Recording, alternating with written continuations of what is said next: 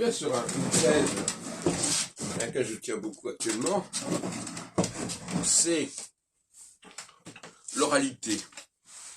Quand je dis l'oralité, je le prends dans un sens très large. Par exemple, jouer du piano, c'est de l'oralité. Je veux dire, en tout cas, se servir d'un clavier, c'est de l'oralité. Maintenant, si effectivement je lis une partition, on n'est plus dans l'oralité au sens strict du terme. Donc la véritable oralité, c'est quand il n'y a pas de référence papier, ou référence à un écran d'ordinateur, un écran où on pourrait lire la partition sur l'écran, je sais pas, ce qui revient un peu même. Donc je distingue très clairement des actes que nous faisons sans aucune référence papier, sans aucun support extérieur à l'action que nous menons, bien entendu. Si je joue du piano, le piano est un support, mais c'est pas dans le même sens que si je joue avec une partition qui est un support aussi. On peut jouer sur les mots aussi. Donc, la musique libre, la parole libre, exige d'évacuer toute forme de support papier ou assimilable à du papier. Et ça, c'est la grande erreur qu'ont commise depuis des siècles les compositeurs, la plupart des compositeurs, c'est qu'ils se sont référés au papier. Ils se sont référés à la notation papier. Et la notation papier, elle est censée, plus ou moins, rendre compte de l'oralité, de certaine manière, quand beaucoup de compositeurs jouent d'abord, composent, improvisent au piano ou sur un autre instrument, mais en réalité, ils ne contrôlent pas réellement la façon dont ça va être lu et traduit à partir de leur papier.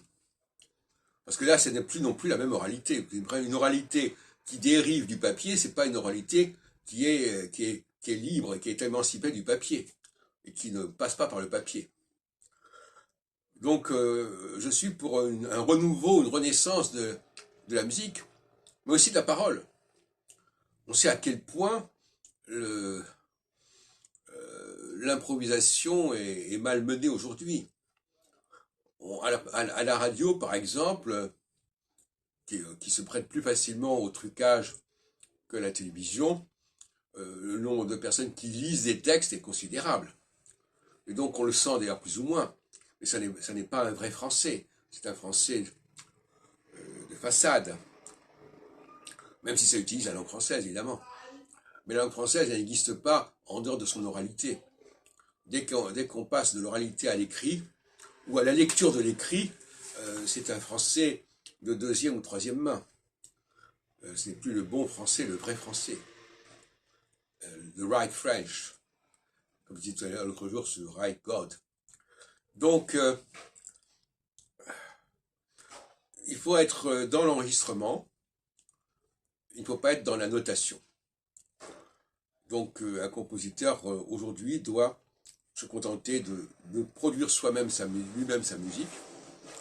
On me dirait, ah oui, mais c'est vrai c'est vrai pour le piano, c'est vrai pour un instrument, mais c'est pas vrai pour un orchestre. Effectivement, ça, dans le cas de l'orchestre, on peut pas dire qu'on puisse trouver cette formule-là. À moins d'imaginer, comme dans le jazz, où c'est effectivement possible, qu'un ensemble puisse improviser. Effectivement. Mais imaginez tout un orchestre, au sens classique du terme, improvisant, ce serait quelque chose d'extraordinaire. Et à mon avis, ce n'est pas impossible. On peut imaginer la musique de demain comme une musique où un orchestre improvise, sous la direction d'ailleurs d'un chef d'orchestre, pourquoi pas, qui va donner quelques éléments, quelques lignes. Bon, enfin, ça, je ferme la parenthèse à ce sujet. Mais le papier va dénaturer la parole et